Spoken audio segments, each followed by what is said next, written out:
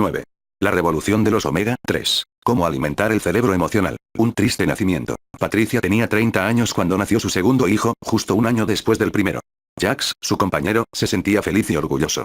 El año que acababa de pasar con su primer hijo había sido una sucesión de felicidades cotidianas, y ambos habían deseado ardientemente a este pequeño Paul que venía a completar la joven familia. Pero Jax se llevó una sorpresa. Patricia no parecía sentirse muy contenta, sino más bien sombría. Se interesaba poco por Paul, quería que la dejasen sola, se irritaba con facilidad, a veces lloraba sin razón.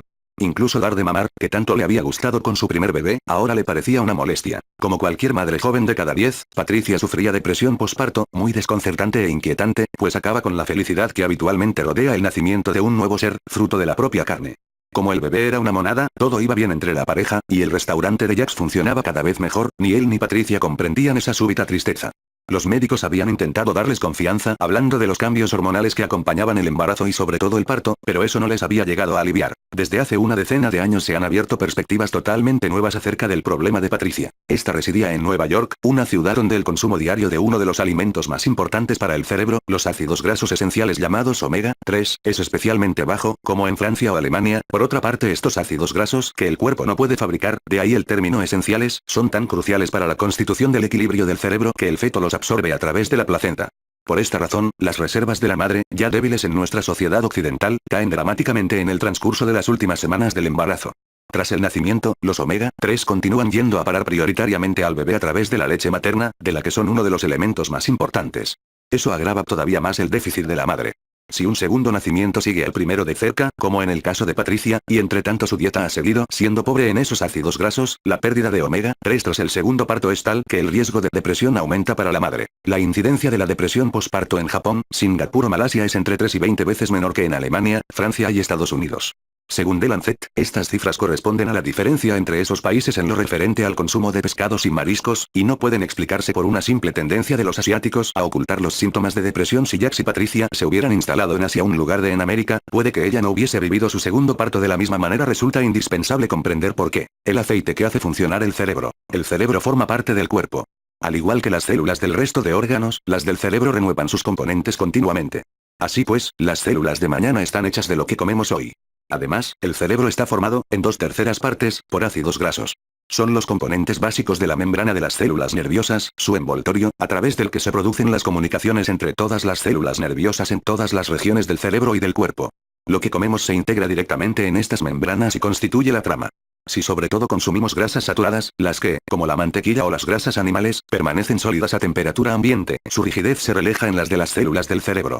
Si, por el contrario, comemos sobre todo grasas poliinsaturadas, líquidas a temperatura ambiente, las células del cerebro serán más fluidas, más flexibles, y la comunicación entre ellas más estable.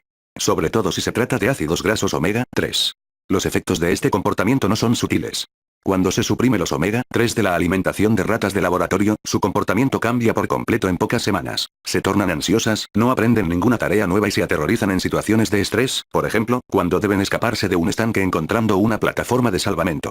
Y aún puede ser más grave, ya que una alimentación pobre en omega 3 reduce la experiencia del placer.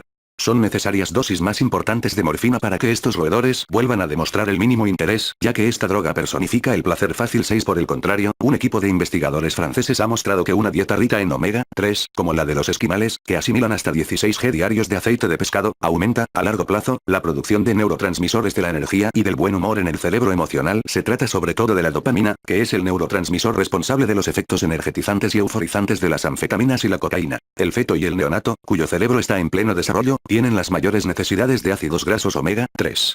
Un estudio danés publicado recientemente en el British Medical Journal establece que las mujeres que consumen más omega 3 en su alimentación todos los días durante el embarazo, tienen hijos cuyo peso al nacer es más sano, y son menos prematuros. 9. Otro estudio danés, publicado en el Journal of the American Medical Association, señala que los niños a los que se ha amamantado al menos durante 9 meses tras el parto, y que por ello han recibido una mayor cantidad de omega 3 en su alimentación, cuentan con cualidades intelectuales superiores a los demás 20 o 30 años más tarde. Pero la importancia de los omega 3 no se limita al embarazo. La peligrosa energía de Benjamín. Al principio, Benjamín no sabía de qué sufría. Él, que por lo general tenía tanta energía, dirigía el laboratorio de bioquímica de una gran multinacional farmacéutica, se sentía fatigado, desmotivado. Tenía 35 años y nunca había padecido problemas de salud. Se decía que tal vez todo se debiera a una infección vírica que arrastraba. En cuanto llegaba a su despacho, cerraba la puerta y huía de la gente. Incluso le había pedido a su secretaria que anulase varias citas importantes con el pretexto de que se hallaba demasiado ocupado. Cuanto más tiempo pasaba, más extraño se iba tornando su comportamiento. Las reuniones de las que no podía escaparse le incomodaban mucho. Tenía la impresión de ser incompetente y de que se le notaba muchísimo. Todo el mundo le parecía estar mejor. Naturalmente, es posible que también existan otros factores que expliquen la diferencia de Phi, como una mejor calidad de la relación afectiva en los niños amamantados durante más tiempo. De todas formas, la mayoría de los investigadores está de acuerdo en la gran importancia del aporte de ácidos grasos omega 3 en el desarrollo del cerebro del recién nacido, informado que él, ser más creativo y más dinámico. Se decía que no era más que cuestión de tiempo antes de que se descubriese que todos sus éxitos del pasado se debían a pura suerte o a las contribuciones de sus colaboradores. Una vez al regresar a su despacho, cerró la puerta y lloró, al mismo tiempo que todo aquello le parecía ridículo. Temía que le despidieran al día siguiente y se preguntaba qué dirían su esposa e hijas. Algo más adelante, como Benjamín era médico y su empresa fabricaba un antidepresivo muy recetado, decidió finalmente autorrecetarse el medicamento. No pasaron ni 2 semanas antes de que empezase a encontrarse mucho mejor. Reanudó su trabajo con normalidad, creyendo finalmente haber superado la situación. En realidad, se hallaba al borde del abismo. Como el medicamento parecía muy eficaz y como podían administrarse dosis distintas, se dobló la dosis. En efecto, todo empezó a ir mucho mejor. Ahora no dormía más que 4 horas cada noche y recuperó todo el tiempo perdido y los proyectos que había dejado a medias durante los meses precedentes. Además, se sentía especialmente contento, sonreía constantemente y hacía reír a todos sus colaboradores con sus bromas un poco subidas de tono. Una noche que se había quedado trabajando con una joven ayudante, ésta se inclinó por encima de su escritorio para recoger una carpeta, y al dejar al descubierto el escote, se vio que no llevaba sujetador. Benjamín sintió un súbito deseo de ella y le puso la mano sobre el seno. Ella se dejó hacer, y él no regresó a casa esa noche. Este triste episodio de abuso de poder en el puesto de trabajo no tendría nada de particular si no se hubiera repetido en el transcurso de la misma semana con una auxiliar de laboratorio, y unos días después con una secretaria. Benjamín experimentaba una energía sexual tal que le parecía inconcebible intentar contenerla. Y ni por un instante se le pasó por la cabeza que se lo estaba imponiendo a las integrantes de su equipo. Pero sus colaboradoras no tardaron en juzgar sus avances como inoportunos. Sobre todo porque no se sentían totalmente libres para decir no, como sucede en ese tipo de situaciones. Y los extravíos de Benjamín no cesaban ahí. Se había tornado irritable, y su esposa, que empezaba a tener miedo, no tenía ninguna influencia sobre él. Benjamín la había obligado a firmar una hipoteca contra su casa para comprarse un coche descapotable, y después invirtió todos sus ahorros en operaciones de bolsa desastrosas. Pero Benjamín gozaba de muy buena reputación y continuó mostrándose tan productivo en su trabajo que nadie osaba decirle nada. Todo se vino abajo el día en que una de sus colaboradoras se hartó de sus insinuaciones y comentarios sexistas. Tras una larga lucha judicial contra la empresa, que quería conservar a Benjamín a toda costa, su testimonio definitivo señaló el fin de su brillante carrera y de su matrimonio. Y eso no fue más que el principio de un largo sufrimiento. Una vez arrinconado contra la pared, Benjamín aceptó consultar a un psiquiatra. Su diagnóstico no dejaba lugar a dudas. Benjamín padecía la enfermedad maníaco-depresiva, caracterizada por una alternancia entre episodios de depresión y fases de manía en el curso de los cuales las capacidades de juicio moral y financiero están totalmente desorientadas, y únicamente son guiadas por un hedonismo de tomo y lomo circunscrito al instante presente. Estas fases maníacas suelen desencadenarse, la primera vez, tomando antidepresivos. Una vez que se detuvo el consumo del medicamento, y con la ayuda de un tranquilizante, a Benjamín se le calmaron rápidamente el humor y el exceso de energía.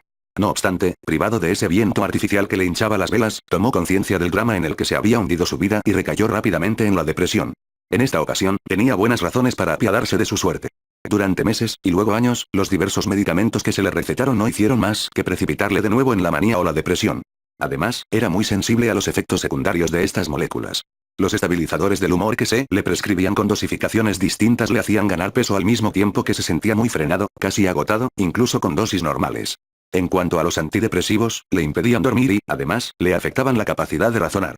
A causa de su historial, de todos conocido en su medio profesional, y de su lucha continua contra la depresión, le fue imposible volver a encontrar trabajo, y vivía gracias a la pensión que le dispensaba su seguro médico. Pero todo cambió el día en que su psiquiatra, desesperado, le propuso un tratamiento que acababa de descubrir gracias a un estudio publicado en la principal revista de psiquiatría experimental, los Archives of General Psychiatry. Benjamín, que no tomaba ningún medicamento y que sin razón aparente se pasaba llorando varios días a la semana, aceptó sin dudarlo tomar 9 cápsulas al día, 3 antes de cada comida, de un extracto de aceite de pescado. Fue un momento decisivo. Su depresión desapareció en pocas semanas. Y lo que todavía resultó más sorprendente es que, a lo largo del año siguiente, no padeció más que un episodio de unos pocos días durante los que sintió un exceso de energía poco habitual.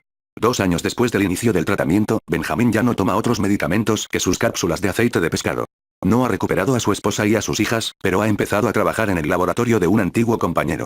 Y su talento es tal que no dudo que volverá a recuperar el entusiasmo profesional de sus primeros años. El Dr. Andrew Stoll, de Harvard, ha sido el primero en demostrar la eficacia de los aceites de pescado ricos en omega 3 en la estabilización del humor y el alivio de la depresión entre los pacientes maníaco-depresivos. En su estudio, de todo el grupo de pacientes que tomaba omega 3, solo uno padeció una recaída. Los resultados de este estudio fueron tan concluyentes que los investigadores debieron interrumpirlo al cabo de 4 meses.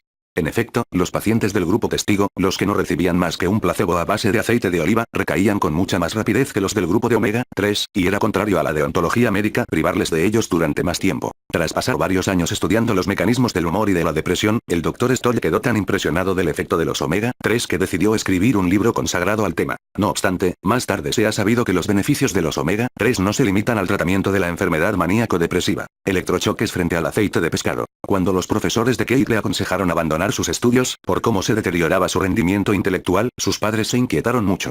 Kate, con su dulce rostro y su inteligencia tan despierta, no era el mismo desde hacía unos 5 años. Sus padres lo atribuyeron a una adolescencia difícil que tal vez estaba durando un poco más de la cuenta. A pesar de su excesiva timidez y melancolía, Kate siempre había sido muy buen alumno. Se mostraba muy afectuoso con su madre y siempre buscaba su compañía. Pero, en el transcurso de los últimos meses, había empezado a negarse a comer en la cafetería del colegio, la presencia de tanta gente que no conocía le desazonaba, y a continuación había empezado a padecer crisis de angustia cuando se veía obligado a tomar transportes públicos. Estaba enfadado y furioso consigo mismo. Su inquietud acerca de su futuro se agravaba con el paso de los días, y le costaba dormir. Durante la jornada no tenía energía y no podía concentrarse en su trabajo. Como siempre utilizaba su rendimiento escolar para definirse con respecto a los demás, se sentía perdido y tenía pensamientos suicidas. Durante 2 años siguió, sin éxito, un tratamiento con toda una gama de antidepresivos, de sedantes e incluso, ante el fracaso de esos medicamentos más suaves, con tranquilizantes más potentes. Añadir litio, el tratamiento de referencia de la enfermedad maníaco-depresiva, a su antidepresivo durante 2 meses no cambió nada. Desesperada su madre siguió los consejos del psiquiatra y pidió visita con un especialista en psiquiatría biológica en el Hammersmith Hospital de Londres. El Dr. Puri se mostró muy inquieto ante la gravedad de los síntomas de Kate. Sus resultados en una prueba que medía el grado de depresión fueron los más altos que jamás había visto. Además, Kate hablaba ahora de manera muy abierta de sus proyectos de suicidio, con un desapego que producía escalofríos. Como de todas maneras voy a morirme algún día, ¿para qué esperar más? ¿Por qué debo seguir sufriendo más? Déjenme morir, por piedad. Ante todos estos fracasos, el médico sabía que solo un tratamiento podría tal vez poner fin a una depresión tan profunda como prolongada. Los electrochoques. Solo que Kate y su madre se oponían totalmente. El Dr. Puri evaluó la situación. Dada la gravedad de su estado, habría podido hospitalizarle contra su voluntad y la de su madre y someterle forzosamente a los electrochoques, sin duda así lo habría hecho, pero de repente ante él apareció otra posibilidad, lejana y difusa teniendo en cuenta la alimentación tan adolescente de Kate, y como no había reaccionado a ningún tratamiento, pudiera ser que existiese un defecto en el tejido mismo de sus neuronas. Muy intrigado a la vista de los resultados de un estudio en el que había participado acerca de la influencia de los omega 3 en la depresión de pacientes esquizofrénicos, así como los obtenidos por el Dr. Stoll entre los maníaco-depresivos, el Dr. Puri le propuso un trato a su joven paciente. Le explicó que tenía buenas razones para creer que un nuevo tratamiento, a base de aceite de pescado purificado, podría tal vez ayudarle. Era algo muy incierto pues, según sus noticias, Kate sería el primer enfermo con depresión crónica severa que iba a seguir dicho tratamiento. No obstante, si le prometía solemnemente que bajo ninguna circunstancia intentaría poner fin a sus días durante las 8 semanas siguientes y que permanecería siempre bajo el control de su madre, estaría dispuesto a correr el riesgo del tratamiento. El Dr. Puri le suprimió todos los medicamentos, salvo el último antidepresivo, que tomaba desde hacía 10 meses. Añadió algunos gramos diarios de aceite de pescado purificado con el objeto de regenerar las membranas de las neuronas. Los resultados fueron espectaculares. En unas pocas semanas, las ideas del suicidio que rondaban a Kate desde hacía varios meses acabaron desapareciendo por completo. Su malestar en presencia de gente que desconocía también se desvaneció, y volvió a poder conciliar el sueño. 9 meses más tarde, habían desaparecido todos los síntomas de la depresión que le aplastaba desde hacía 7 años. Su puntuación actual en la escala de la depresión es 0. Además de psiquiatra, el Dr. Puri es matemático. También es especialista en imágenes cerebrales, y el Hammersmith Hospital es uno de los centros más importantes de investigación en este campo. Antes de tratar a Kate, le hizo pasar por diferentes escáneres a fin de obtener imágenes de su cerebro. Al repetir las pruebas al cabo de 9 meses, pudo constatar que el metabolismo del cerebro del joven se había modificado por completo. No solo se habían reforzado las membranas de las neuronas, sino que no mostraban ningún rastro de pérdida de componentes. Lo que había cambiado era la propia estructura del cerebro de su paciente. La madre de Kate estaba maravillada. Su hijo estaba transfigurado, y ella no dejaba de explicarles a sus amistades, a las que todo hay que decirlo, les costó un poco creérselo, todo acerca de los efectos del aceite de pescado. El propio Dr. Puri quedó tan impresionado ante esta curación que publicó una descripción en una importante revista de psiquiatría e inició un estudio, todavía sin finalizar mientras escribo estas líneas, relativo al efecto de los aceites de pescado sobre la más grave y mortal de las afecciones cerebrales, la enfermedad de Huntington. En medicina, siempre hay que desconfiar de lo que se denominan casos anecdóticos. Es decir, que no hay que levantar una teoría o recomendar un tratamiento basándose en los efectos obtenidos en un único paciente, o incluso en unos pocos casos, por muy extraordinarios que resulten. Todo tratamiento prometedor debe ser comparado con un placebo en el marco de un estudio en el que ni los pacientes ni los médicos asistentes sepan quién recibe la sustancia presumiblemente activa y quién el placebo. Eso es lo que se denomina un estudio controlado. No obstante, algunos meses después de la publicación del caso del Dr. Puri, la otra gran revista internacional de psiquiatría, American Journal of Psychiatry, publicó precisamente un estudio controlado realizado con pacientes que, al igual que Kate, se mostraban resistentes a todo tipo de tratamientos. En Israel, el Dr. Nemetz y sus colaboradores habían comparado la eficacia del mismo extracto purificado de aceite de pescado, el ácido etileicosapentanoico, a una dosis equivalente de aceite de oliva, que, a pesar de sus propiedades antioxidantes, no contiene omega 3.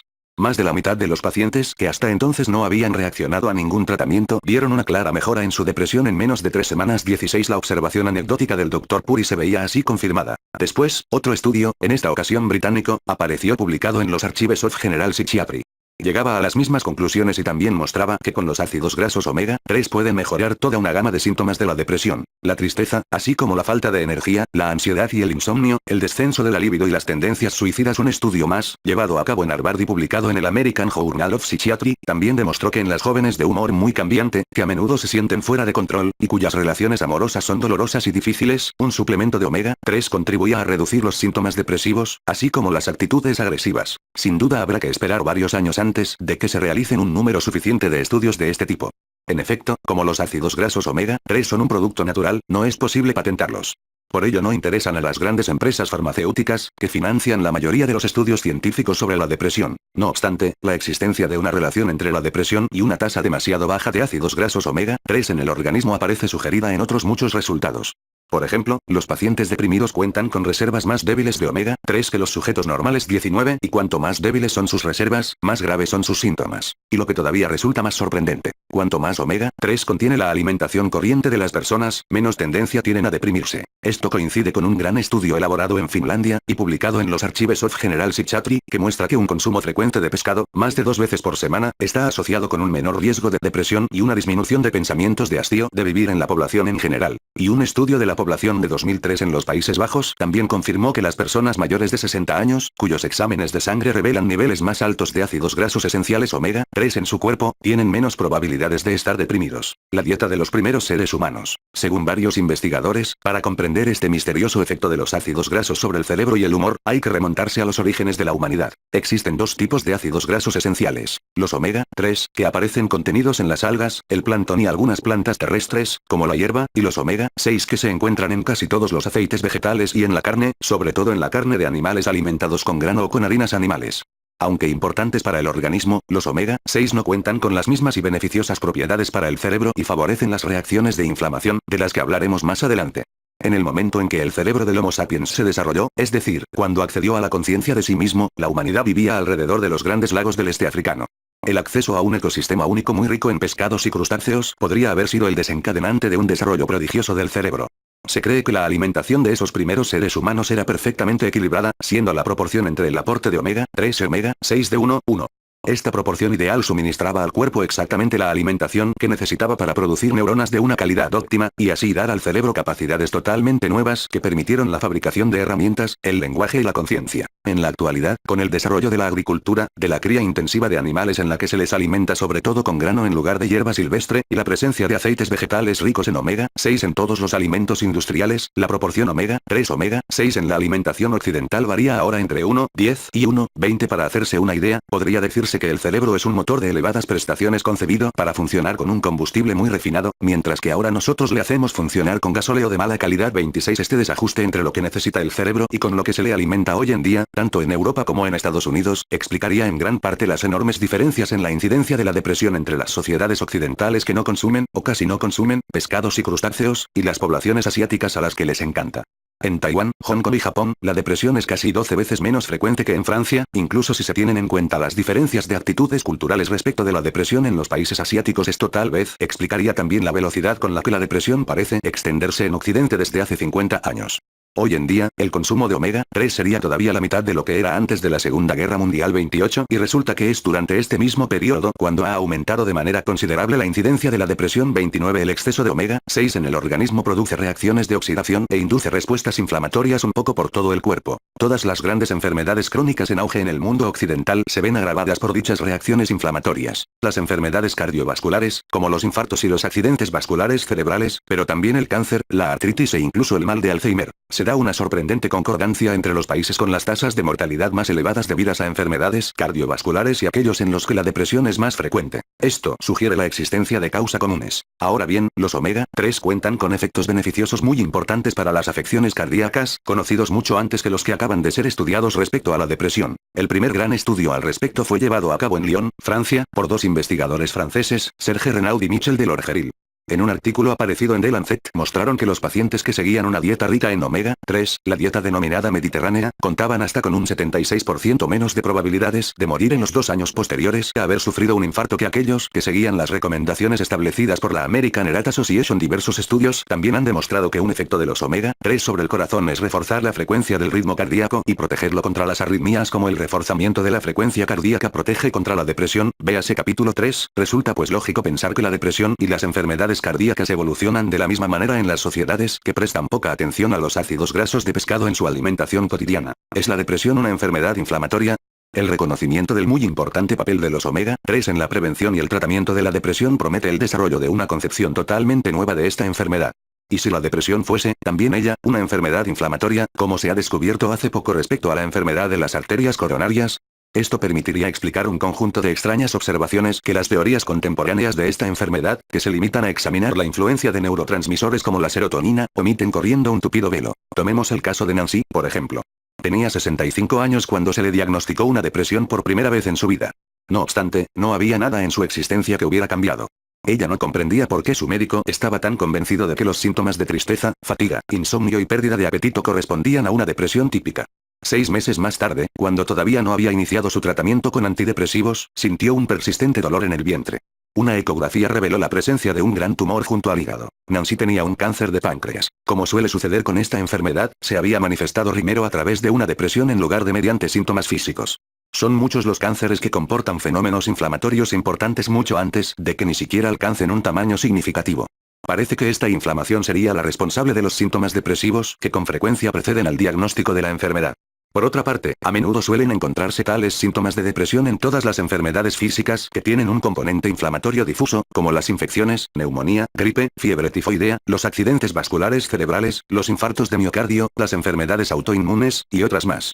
¿No podría que la depresión clásica también fuese la manifestación de reacciones inflamatorias difusas? No resultaría sorprendente, pues se sabe que el estrés desencadena tales reacciones inflamatorias, y que esa es la razón por la cual contribuye al acné, la artritis y a la exacerbación de enfermedades autoinmunes. 36. Después de todo, puede que la medicina tibetana tenga razón. La depresión podría muy bien ser una enfermedad tanto del cuerpo como del espíritu. ¿Dónde encontrar los ácidos grasos esenciales del tipo omega 3? Las principales fuentes de ácidos grasos esenciales omega 3 son las algas y el plancton, que nos llegan a través del pescado y el marisco, que los acumulan en sus tejidos grasos. Los pescados azules más ricos en grasa son la mejor fuente de omega 3. No obstante, los pescados de piscifactoría son menos ricos en omega 3 que los salvajes. El salmón salvaje, por ejemplo, es una excelente fuente de omega 3, pero el de piscifactoría lo es en menor medida. Las fuentes más fiables, y las menos susceptibles de estar contaminadas por mercurio, dioxina, o carcinógenos orgánicos, son los pescaditos que se encuentran en la parte inferior de la cadena alimenticia. Estos son la caballa, uno de los pescados más ricos en omega 3, las anchoas, enteras, no en filetes, las sardinas y los arenques. Otros pescados ricos en omega 3 son el atún, alabarejo y la trucha. Véase la tabla buenas fuentes de omega 3 en las páginas 160-161. Resulta muy difícil conocer exactamente el contenido en omega de pescados de piscifactoría, pues cada una tiene su propia dieta alimentaria. Se considera que las piscifactorías europeas son más estrictas en lo referente a la alimentación de los peces que las estadounidenses. Según el profe Tresor Stoll, los pescados de piscifactorías europeas tendrían casi tanto omega 3 como los salvajes. Stoll, 2001, op. Cit. La lija y el pez espada también tienen un contenido elevado en omega 3, pero suelen estar contaminados por mercurio, hasta el punto de que se recomienda a las mujeres embarazadas y a los niños muy pequeños que eviten el consumo. Recomendación de la Food and Drug Administration estadounidense, www.fsam.gov/frf/sea-med.html, consultada en enero de 2003. También existen fuentes vegetales de omega 3, pero requieren una etapa suplementaria en el metabolismo para transformarse en los mismos componentes de las membranas neuronales. Se trata de las semillas de lino, que pueden consumirse tal cual, molidas o ligeramente tostadas, el aceite de semillas de lino, el aceite de colza, el aceite de cáñamo, las nueces. Todas las hortalizas verdes contienen el precursor de los ácidos grasos omega 3, aunque en menor cantidad. Las fuentes más ricas son las hojas de verdolaga, un alimento básico en la cocina romana hace 2000 años, y que todavía se utiliza en la Grecia actual, las espinacas, las algas marinas y la espirulina, alimento tradicional de los aztecas.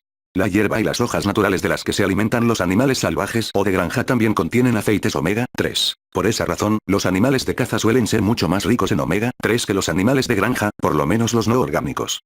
Además, cuanto más grano se utiliza para alimentar a los animales de granja, menos omega 3 contiene su carne.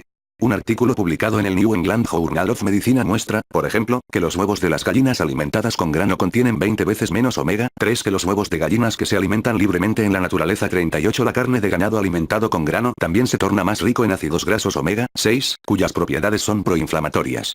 Por tanto, de modo a mantener un equilibrio entre omega 3 y omega 6, es importante limitar el consumo de carne a un máximo de 3 porciones por semana, y evitar las carnes grasas, incluso aquellas más ricas en omega 6, y las grasas saturadas que compiten con omega 3. El aceite de semillas de lino puede resultar tóxico para el organismo si no se conserva en frío y se protege de la luz. Por ello resulta imperativo obtener aceite prensado recientemente, refrigerado de manera adecuada, y presentado en un recipiente opaco. El aceite no debe tener nunca un gusto amargo, aunque de natural ya lo es un poco. Todos los aceites vegetales son ricos en omega 6 y no contienen omega 3, salvo el aceite de semillas de lino, el de colza, y el de cáñamo, que poseen un tercio de omega 3. El aceite de semillas de lino contiene más de un 50% de omega 3, lo cual lo convierte en la mejor fuente vegetal de estos ácidos grasos esenciales. El aceite de oliva puede utilizarse libremente. No contiene mucho omega 3 ni mucho omega 6, de modo que no afecta a las proporciones. Para mantener la relación omega 3, omega 6 lo más cercana posible del 1:1, hay que eliminar casi todos los aceites de cocina habituales, salvo el de oliva o el de colza. Es indispensable eliminar el aceite de fritura que, además de los radicales libres que libera, resulta especialmente oxidante para los tejidos. La mantequilla, la nata y los lácteos no desnatados deben consumirse con moderación pues limitan la integración de los omega 3 en las células. No obstante, el investigador francés Serge Renaud ha demostrado que el queso y el yogur, aunque estén fabricados con leche entera, resultan mucho menos nocivos que el resto de productos lácteos. Su alto contenido en calcio y magnesio reduce la absorción de los ácidos grasos saturados. 39. Por esta razón, la gran nutricionista Artemio Simopoulos, antigua presidente del Comité de Coordinación Nutricional en el National Institute of Health, considera que unos 30 g de queso al día son aceptables en su plan de dieta omega. Además, algunos estudios nuevos e intrigantes sugieren que los productos lácteos, los huevos e incluso la carne derivada de los animales alimentados en parte con semillas de lino, un 5% de la dieta del animal, pueden ayudar a reducir el colesterol y la resistencia a la insulina en la diabetes de tipo 2. Estos productos podrían convertirse en el futuro en una fuente importante de omega 3. Los hallazgos de los estudios existentes sugieren que para obtener un efecto antidepresivo hay que consumir entre 1 y 10 gramos al día de la combinación de DHA, ácido docosahexaenoico, y EPA, ácido eicosapentanoico, las dos formas de omega 3 habitualmente presentes en el aceite del pescado. En la práctica, mucha gente opta por un suplemento de omega 3 a fin de asegurarse de recibir una dosis del nutriente, pura, fiable y de calidad. Los fabricantes de complementos dietéticos ofrecen numerosos productos en forma de cápsulas o de aceite. Los mejores productos parecen ser los que contienen una mayor concentración de EPA con relación al DHA. Algunos autores tales como el Dr. Stott y el Dr. David Robin, antiguo presidente de la Cátedra de Medicina en la Universidad de Montreal, sugieren que es sobre todo el EPA el que tendría un efecto antidepresivo y que demasiado DHA tal vez impida que se manifieste dicho efecto, siendo necesarias dosis más importantes que si el producto es más puro en EPA. En efecto, un estudio del Baylor College of Medicine descubrió que un suplemento de DHA puro no tenía efecto sobre la depresión, lo cual contrasta fuertemente con los resultados de los estudios que habían utilizado EPA. Los productos con una concentración muy alta de EPA, por lo menos 7 veces más EPA que DHA, podría requerir solo 1 gramo al día de EPA. Esta es la dosis que se utilizó en los 3 estudios que se centraban específicamente en pacientes con síntomas depresivos. Es preferible elegir un producto que contenga asimismo un poco de vitamina E a fin de proteger el aceite contra una oxidación posible, que lo tornaría ineficaz e incluso nocivo. Algunos médicos recomiendan combinar la ingesta de un complemento de omega 3 con un complemento vitamínico diario, que contenga vitamina E, no más de 800 UI diarias, vitamina C, no más de 1 G diario, y selenio, no más de 200 G diarios, para evitar la oxidación de los ácidos grasos omega 3 en el interior del organismo. No obstante, no he hallado evidencia de que este extenso régimen complementario fuera verdaderamente necesario. El aceite de hígado de bacalao, muy famoso entre nuestros abuelos como fuente de vitaminas A y D, no es una buena fuente de omega 3 a largo plazo. Sería necesario tomar tales cantidades que provocarían una sobrecarga importante y peligrosa de vitamina A. Curiosamente, a pesar de que algunos pacientes se muestran reacios a la idea de tomar complementos de grasa, no parece que los aceites omega 3 engorden. En su estudio sobre los pacientes bipolares, el Dr. Stoll constató que los pacientes no engordaban a pesar de ingerir diariamente 9 gramos de aceite de pescado. De hecho, algunos incluso adelgazaron. En un estudio realizado con ratas, las que seguían una dieta rica en omega 3 estaban el 25% más delgadas que las que consumían exactamente la misma cantidad de calorías pero sin omega 3. Algunos autores han sugerido que la manera en que el cuerpo utiliza los omega 3 limita la formación de tejido graso. Los únicos efectos secundarios de los complementos de omega 3 son cierto resabio a pescado, que suelen desaparecer tomando complementos en dosis separadas, al principio de las comidas, ocasionalmente deposiciones algo líquidas o diarrea leve, que puede requerir reducir la dosis durante unos días, y, en casos aislados, moratones o un incremento del tiempo de duración del sangrado. Las personas que estén tomando anticoagulantes tales como Coumadin, o incluso una aspirina diaria, que también incrementa el tiempo de duración del sangrado, deberían cuidarse de no tomar más de 1000 miligramos al día de aceite de pescado, de consultar a su médico. El juicio de la historia. El día en que los historiadores se dediquen a estudiar la historia de la medicina en el siglo XX, creo que descubrirán dos momentos estelares principales. El primero es el descubrimiento de los antibióticos, que casi ha erradicado la neumonía, la primera causa de mortalidad en Occidente hasta la Segunda Guerra Mundial. El segundo es una revolución en curso, la demostración científica de que la alimentación tiene un impacto profundo sobre casi todas las grandes enfermedades de las sociedades occidentales. Los cardiólogos apenas empiezan a admitirlo, aunque no prescriban siempre aceite de pescado, a pesar de los estudios realizados en ese campo y las actuales recomendaciones oficiales de la American Heart Association. Los psiquiatras están todavía más atrás. No obstante, el cerebro es ciertamente tan sensible al contenido de la alimentación cotidiana como lo es el corazón. Cuando nos intoxicamos con alcohol o drogas ilegales, el cerebro sufre. Cuando no le alimentamos con componentes esenciales, también sufre. Resulta, por tanto, sorprendente que hayan tenido que pasar 2500 años para que la ciencia moderna caiga sobre esta constatación, algo que todas las medicinas tradicionales, sean tibetanas o chinas, ayurvédicas o grecorromanas, ya tenían presente desde sus primeros tratados. Decía Hipócrates, deja que tus alimentos sean tu remedio, y que tu remedio sea tu alimento, hace 2400 años. Pero existe otra puerta de entrada al cerebro emocional que pasa totalmente por el cuerpo. Reconocida también desde los tiempos de Hipócrates, ha sido tan descuidada en Occidente como la alimentación. Curiosamente, lo es todavía más por quienes padecen de estrés o depresión, bajo pretexto de que bien carecen de tiempo o de la energía necesaria. Se trata del ejercicio físico. Incluso, como vamos a ver, en dosis muy pequeñas.